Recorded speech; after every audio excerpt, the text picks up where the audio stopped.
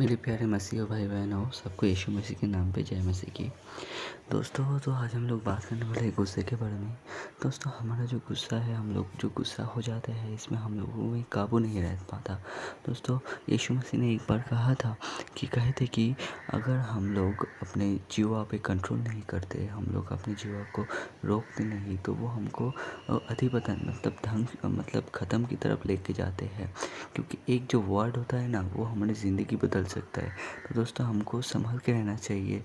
और यीशु मसीह ने ये भी कहा था, हम लोग जो खाते हैं वो हमको दूषित नहीं करते, लेकिन हम लोगों की अंदर से जो निकलता है, मतलब जो चिंता हो सकती है, बातें हो सकती है, वो हम लोगों को दूषित कर सकता है। मतलब हम कुछ भी खाते हैं, उसमें कुछ आता जाता नहीं है, लेकिन अगर हम लोग जो बोलते हैं, जो सोचते हैं, अगर कोई व्यभिचार सोच ले, कोई गंदी बात सोच ले, वो हम लोगों को दूषित करता है।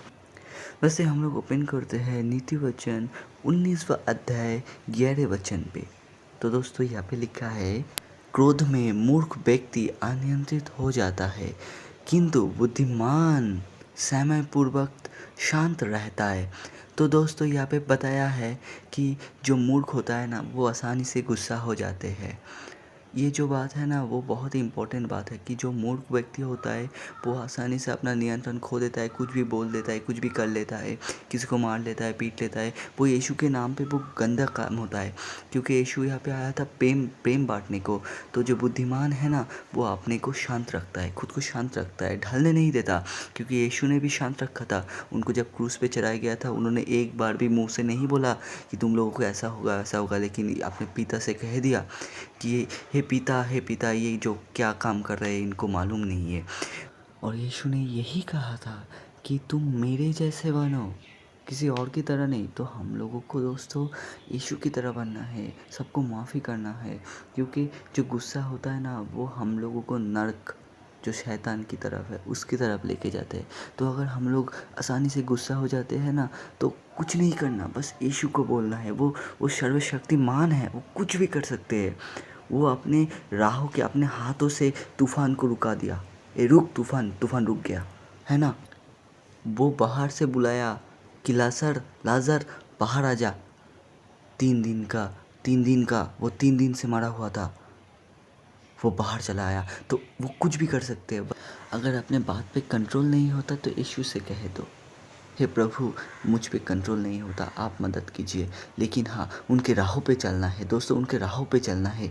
जानबूझ के कोई गलती नहीं करना है। उन्होंने बार बार कह दिया कि चोरी नहीं करनी, डाका नहीं डालनी, किसी को तकलीफ़ नहीं पहुंचाना है, किसी के घर में ये झांकना नहीं है, किसी को बारे में बुरा नहीं बोलना है, कभी भी व्यभिचार में फंसना नहीं है। उन्होंने ये सब कह दिया है। हम लोग ये जानते हुए भी अगर गलती करते हैं, तो वो हमारी बात नहीं सुनते। वो सुनते हैं, लेकिन वो कर नहीं पाते, क्योंकि हम लोग उनसे बिछड़ जाते हैं। तो हम लोग वही काम नहीं करेंगे, वही काम नहीं दोहराएंगे।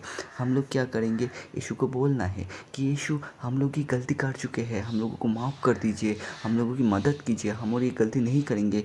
क्योंकि बाइबल में बहुत सी जगह पे लिखा हुआ है, बहुत सी जगह पे लिखा है कि जो अपनी गलतियों पे पछताता है, वो गलती से मान फिरा लेता है, वो गलती नहीं करने के ठान लेता है। तो यीशु उसी वक्त, वो पिता है ना, वो उसी वक्त हम लोग को माफ़ कर देते हैं। वो जिंदा खुदा है, वो हम लोगों की बात सुनते हैं। तो दोस्तों, हम लोग अभी अपने हाथों, अपने घुटने पे आ जाइए, घुटने पे आके प्रार्थना कीजिए कि प्रभु, हमसे गलती हो गई, हमें माफ़ कर दीजिए प्रभु। और तभी उसी वक्त हम लोग सभी मुक्त हो जाएंगे।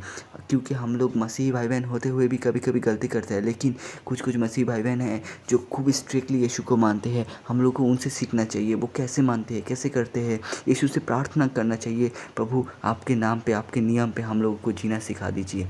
तो दोस्तों, आज के लिए इतना ही। दोस्तों, हम लोग माफ़ी मांग लेते हैं यीशु से, क्योंकि हम लोग जीते जी बहुत सारी गलती करते हैं।